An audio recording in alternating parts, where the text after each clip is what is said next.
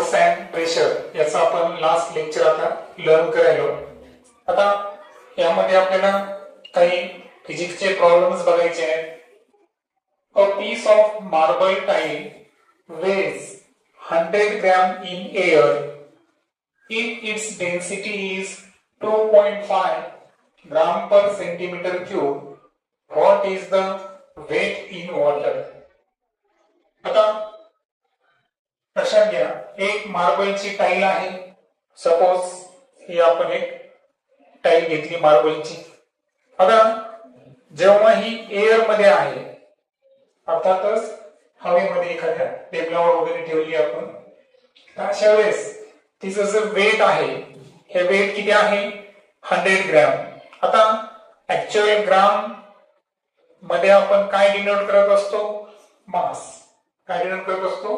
मास. म्हणून त्या ऑब्जेक्टचं जे मास आहे टाईलचं हवेमध्ये असताना, तर ते किती आहे? 100 ग्रॅम. आता ही जी टाईल्स आहे, हे आपण काय केलं की एका वेसल मध्ये बुडवलं आणि त्या वेसल मध्ये काय होतं? वॉटर होता, बरोबर. सो सपोज हे पूर्ण पाण्यानं भरलेलं काय आहे? वेसल आहे.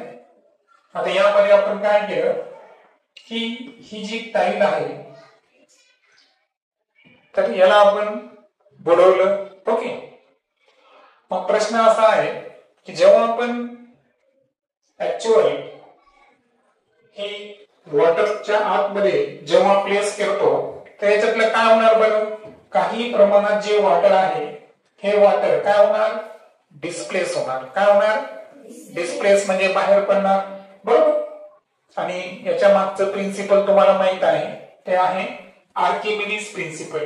की आर्किमिडीज प्रिन्सिपल काय सांगतो की एखादा ऑब्जेक्ट जो आहे, तर जेव्हा तो आपण काय करतो? द्रवामध्ये बुडवतो, तेव्हा त्या ऑब्जेक्टवर कोणता फोर्स ऍक्ट करतो? Beyond force. कोणता फोर्स? वरच्या दिशेनं ऍक्ट होणारा कोणता फोर्स आहे? Beyond force. ऑब्जेक्टचा स्वतःचा जो फोर्स असतो ते असतो वेट. वेटला काय म्हणतो आपण? mg, जे डाऊनवर्ड डायरेक्शननं काम करतं. आणि पाणी जे त्याला वर फेकायचा प्रयत्न करते, पाण्याकडून जे बल लावलं जातं वरच्या दिशेनं, तर त्याला काय म्हणतो आपण? फोर्स ऑफ बियॉन्ड्स, बरोबर.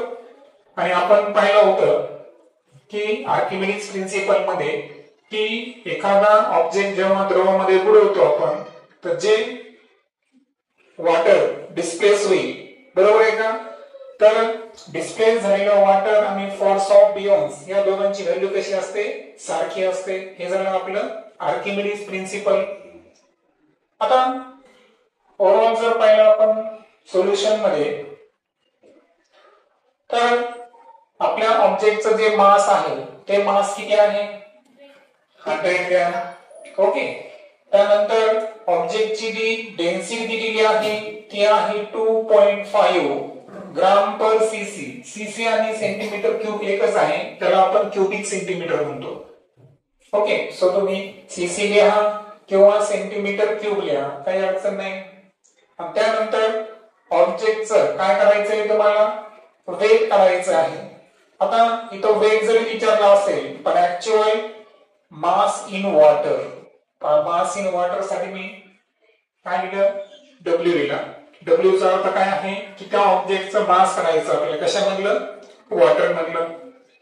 आता तुम्हाला माहित आहे की ऑब्जेक्टचा आपल्याला डेन्सिटी आणि काय दिलेला आहे? मास दिलेला आहे. तर यावरून ऑब्जेक्टचा आपण सर्वात अगोदर विचार करायचा की आपल्याला याचं काय करायचं आहे? व्हॉल्यूम काढायचं आहे. काय करायचं आहे? व्हॉल्यूम. ओके. कारण व्हॉल्यूम वरच निघेल की किती वॉटर त्या ठिकाणी डिस्प्लेस होणार आहे. आता व्हॉल्यूम काढण्यासाठी आपल्याकडे फॉर्म्युला काय आहे?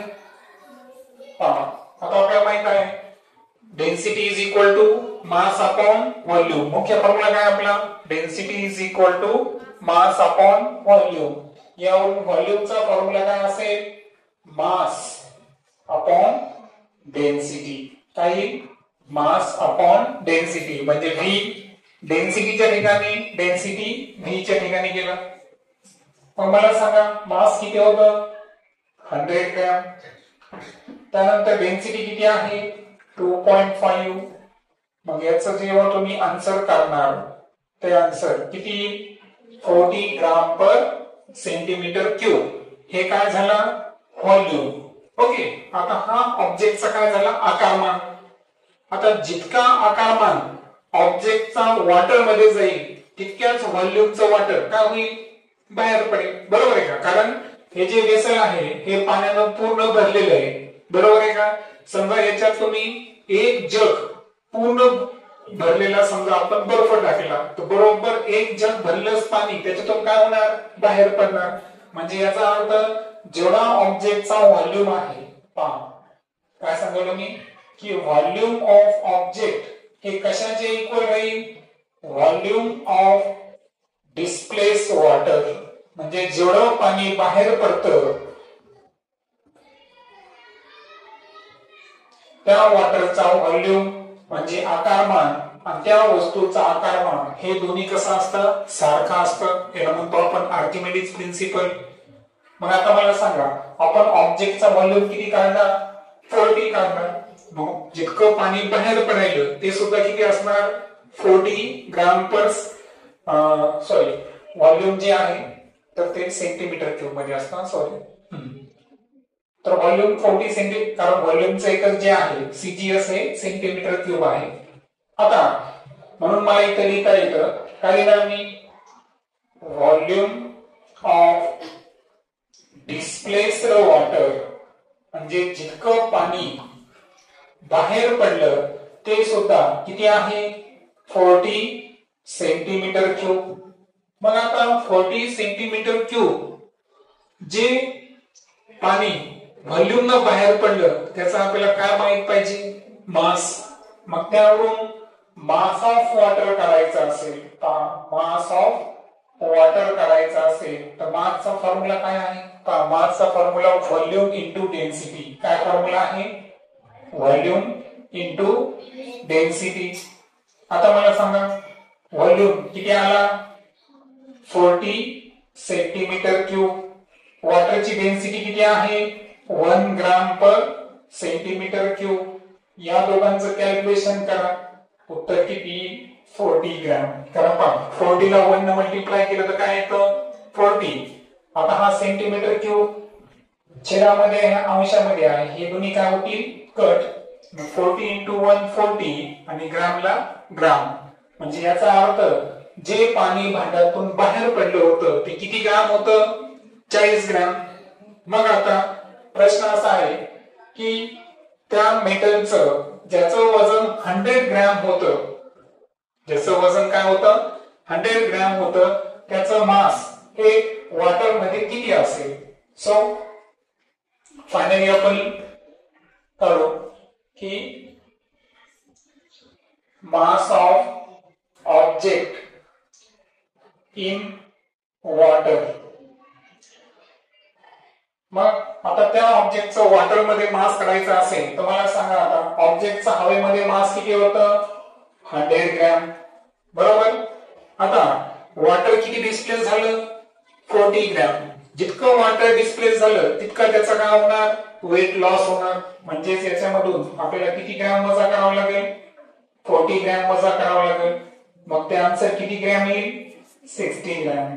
म्हणून जो ऑब्जेक्ट हवेमध्ये 100 ग्रॅमचा होता तो वॉटर मध्ये किती ग्रॅम झाला 60 ग्रॅम झाला. ओव्हरऑल तुमच्या लक्षात आला असेल की कोणत्याही ऑब्जेक्टचं पाण्यामध्ये जो वेट लॉस होतो पाण्यामध्ये काय होतो वेट लॉस हे कशाचे इक्वल असतं मास ऑफ वॉटर डिस्प्लेस.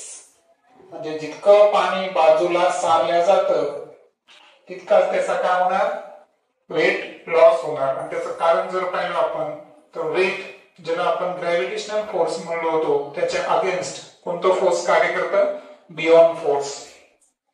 आता आर्किमिडीज प्रिन्सिपलवर आधारित हे प्रॉब्लेम संपल्यावर आता आपण सेकंड प्रॉब्लेम कडे येऊ. सेकंड प्रॉब्लेम थोडा इझी आहे. मेटलची डेन्सिटी दिलेली आहे 10.8 into 10 raised to 3 kilogram per meter cube. Find the relative density of metal. आता तुम्हाला माहित आहे की जी रिलेटिव्ह डेन्सिटी असते त्याचं सूत्र काय आहे? Density of metal substance upon density of water. आता मला सांगा मेटलची डेन्सिटी किती आहे? 10.8 into 10 raised to 3 kilogram per metre cube आणि वॉटरची किती आहे? 10 raised to 3 kilogram per metre cube. Unit cancel, 10 raised to 3 cancel, राहतं किती फक्त 10.8. That is the answer.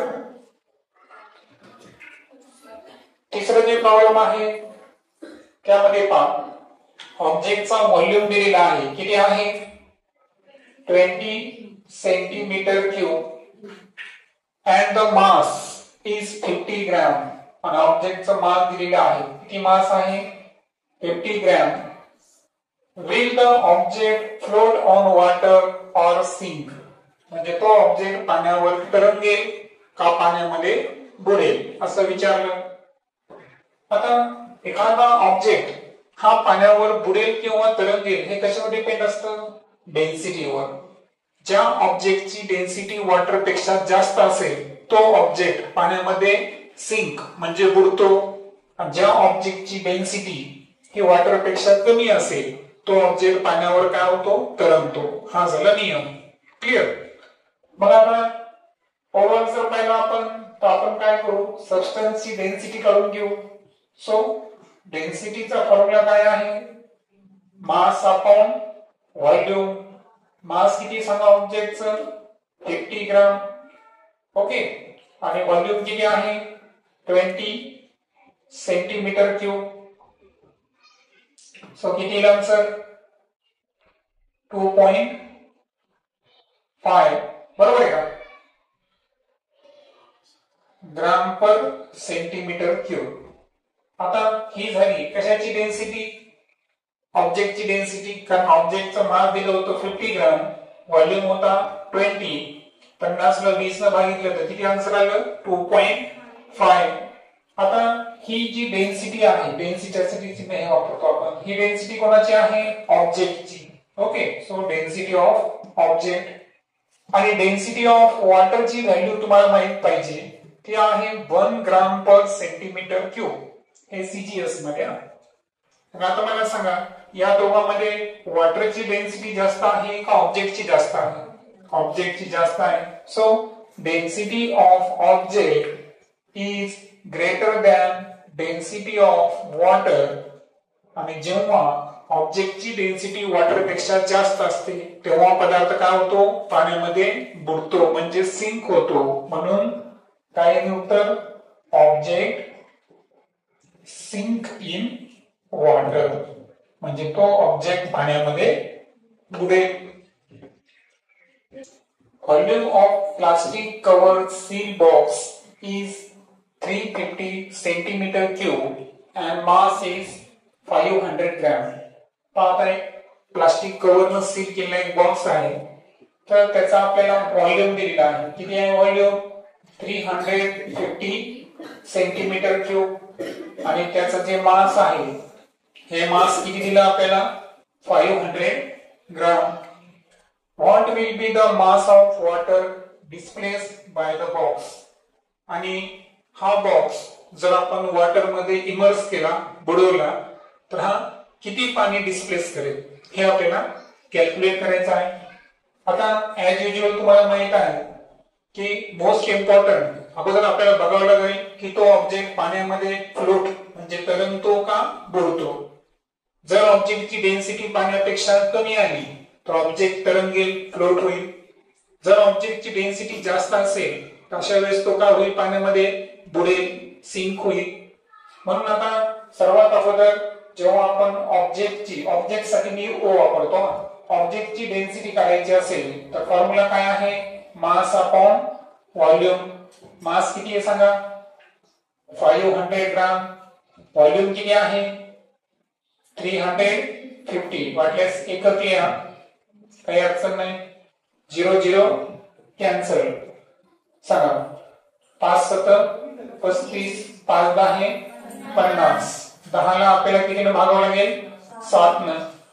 7 1 7 3 30 7 4 28 2 7 3 21 अंदाजे अप्रॉक्सिमेटली 1.3 ग्राम पर सेंटीमीटर क्यूब ही ऑब्जेक्टची काय आहे डेन्सिटी. आम्ही तुम्हाला म्हणलो होतो की वॉटरची जी डेन्सिटी आहे ती किती असते 1 ग्राम पर सेंटीमीटर क्यूब. आता मला सांगा ऑब्जेक्टची डेन्सिटी जास्त झाली का वॉटरची? ऐक लक्षात घे, जेव्हा आपण 10 ला 7 ने डिवाइड करायलो तर काय होतं 7 1 जा 7 किती उरले 3 7 4 जा 28 किती उरले 2. आता इथं जे 20 आहे 7 3 जा 21 21च्या जवळचे येते. लक्षात घ्या आपण अंदाजे भाग द्यायला याला अप्रॉक्सिमेट कॅल्क्युलेशन म्हणतात. हे सुद्धा तुम्हाला शिकणे. कारण मला सांगा 7 2 14 आणि 7 3 21 जवळची संख्या कोणती आहे 21. दॅट्स व्हाय मी इथं 1.43 घेतलं. आता मला सांगा तुम्ही 1.42 घेतलं तरी तुमचं उत्तर चुकत नाही. कारण वॉटरची डेन्सिटी तर 1 आहे ना, त्याच्यामुळे इथं तुम्ही दोन्ही पैकी कोणतीही व्हॅल्यू घेतली तर तुमच्या लक्षात येईल की ऑब्जेक्टची डेन्सिटी ही वॉटरच्या डेन्सिटी पेक्षा कशी आहे जास्त आहे आणि म्हणून तो ऑब्जेक्ट पाण्यामध्ये का होईल सिंक म्हणजे बुडेल. पण आता आपल्याला प्रश्न काय विचारला की किती वॉटर या ठिकाणी काय होणार आहे डिस्प्लेस होणार आहे. मला सांगा आता जर आपण मला सांगा जितका व्हॉल्यूम हा ऑब्जेक्टचा वॉटर मध्ये जाईल तितकाच व्हॉल्यूमचा वॉटर या ठिकाणी काय होणार आहे डिस्प्लेस होणार आहे. बरोबर. आता ओव्हरऑल जर पाहिलं आपण तर आता ऑब्जेक्टचा मास आणि व्हॉल्यूम वरून आपण काय काढली डेन्सिटी काढली. आणि अगोदरच मी सांगितलं तुम्हाला की ऑब्जेक्टचा व्हॉल्यूम किती आहे 350 आणि जितकं व्हॉल्यूम ऑब्जेक्टचं इंटर करायला तितकाच व्हॉल्यूम वॉटरचा डिस्प्लेस व्हायला.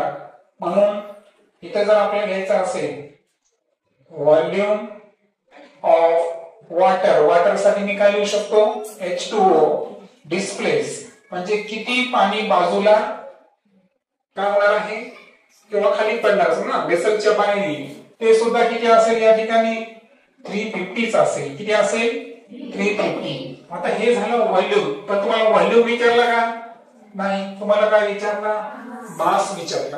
आता आपल्याकडे व्हॉल्यूम आलं कारण व्हॉल्यूम तर दोन्ही सारखा असतो. पहा जितक्या व्हॉल्यूमची वस्तू पाण्यामध्ये जाईल तितक्याच व्हॉल्यूमचं काय होणार वॉटर बाहेर पडणार. त्याच्यामध्ये दुसरं कॅल्क्युलेशन लावायची गरज आहे का नाही. पण आपल्याला काय विचारलं मास ऑफ वॉटर. काय विचारलं मास ऑफ वॉटर डिस्प्लेस म्हणजे किती पाणी बाजूला पडणार आहे हे काढायचं असेल तर व्हॉल्यूमला कशाने बोलावं लागेल वॉटरच्या डेन्सिटीनं. व्हॉल्यूम किती आहे 350 बरोबर 350 सेंटीमीटर क्यूब. वॉटरची डेन्सिटी किती आहे 1 ग्राम पर सेंटीमीटर क्यूब. मी तुम्हाला म्हणलो होतो सेंटीमीटर क्यूब काय होता कॅन्सर. सो 350 ला 1 ने गुणा किती आलं 350 आलं. म्हणजे याचा अर्थ जितकं वॉटर डिस्प्लेस होणार आहे ते सुद्धा किती असणार 350 ग्रॅमच असणार. ओके. आणि यामध्ये कोणता प्रिन्सिपल ऍप्लिकेबल असणार आर्किमिडीज प्रिन्सिपल. ओके.